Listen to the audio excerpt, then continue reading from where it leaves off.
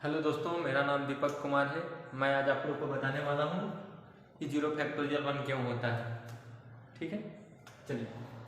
तो आप लोगों को जैसा कि ये पता होगा कि n फैक्टोरियल किसके बराबर होता है, n into n minus one into n minus two into three into two into one. किसी भी नंबर का अगर आपको फैक्टोरियल निकालना है तो क्या करते हैं, हम उस नंबर से लेके एक नंबर डिक्रीज करते हुए मल्टीप्लाई करते चलते हैं और कहाँ पर आकर रुक जाते हैं, 1 पर रुक जाते हैं। जैसे कि अगर आपको 6 फैक्टोरियल निकालना है तो आप क्या करेंगे, 6 into 5 into 4 into 3 into 2 into 1।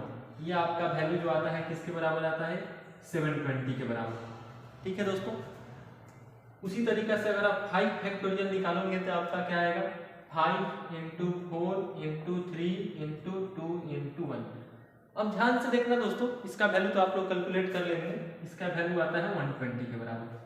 ठीक है, अगर हम आपसे बोले कि 5 फैक्टोरियल को 6 फैक्टोरियल के टर्म में लिखना है तो आप कैसे लिखेंगे इसको, तो आप इसको ऐसा लिख सकते हैं क्या, 5 फैक्टोरियल को 6 फैक्टोरियल में 6 फैक्टोरियल अपॉन 6। एक बार देखिए, 6 फैक्टोरियल का वैल्यू हमारे पास क्या था, 6 into 5 into 4 into 3 into 2 into 1।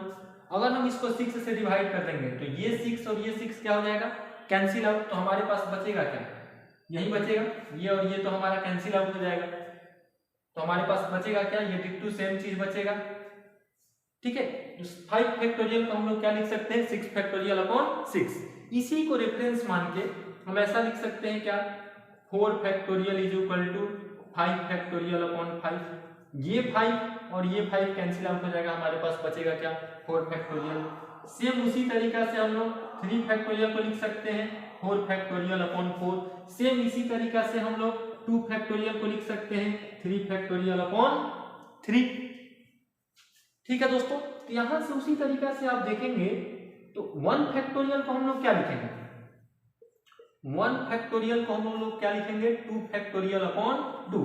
इसको थोड़ा सा एक्सपेंड कीजिए तो क्या आएगा, 2 इंटू 1 और नीचे में 2, ये 2 और ये 2 क्या हो गया, कैंसिल। कितना आ गया, 1।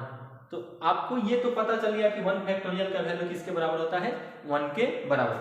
अब यहां से अब हम सेम चीज अगर हमको 0 फैक्टोरियल के लिए करना है तो एक नंबर और डिक्रीज हुआ, तो हम 0 फैक्टोरियल को क्या लिखेंगे, 1 फैक्टोरियल अपॉन 1।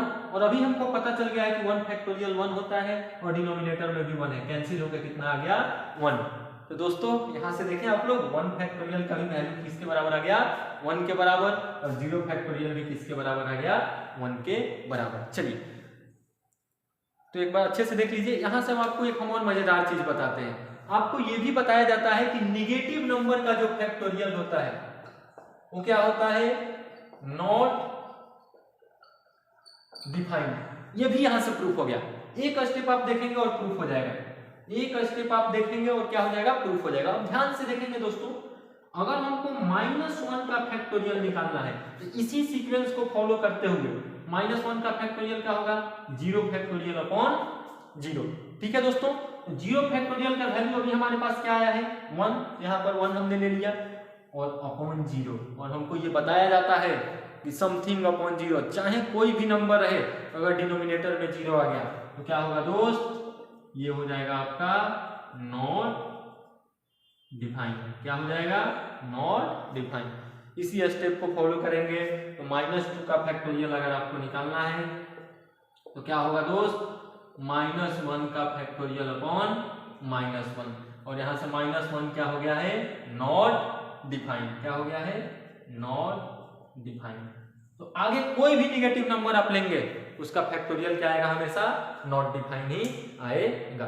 ठीक है, ठीक है दोस्तों, आप लोग यहां से एक और चीज समझ लीजिएगा। अगला जो मेरा वीडियो आएगा उसमें हम आपको बताएंगे कि समथिंग अपॉन 0 नॉट डिफाइन क्यों होता है। ठीक है, तो अगले वीडियो का आप लोगों को वेट करना पड़ेगा कि कुछ भी रहे ऊपर में और नीचे में 0 रहे, ये नॉट डिफाइन क्यों होता है। अगला वीडियो में हम ये प्रूफ करेंगे। ठीक है, ठीक है दोस्तों, धन्यवाद। वीडियो को लाइक कीजिए पसंद आया तो, और इसको सब्सक्राइब कीजिए। चलिए, बाय बाय।